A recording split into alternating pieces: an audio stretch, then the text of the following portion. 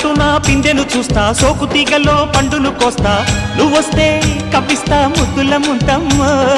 ఉక్కపోతకి ఊపిరి పోస్తా, పక్క మేకకు పండు కట్టిస్తా, ముద్దిస్తే బుక్కిస్తా మధ్యల మోతయ్యో.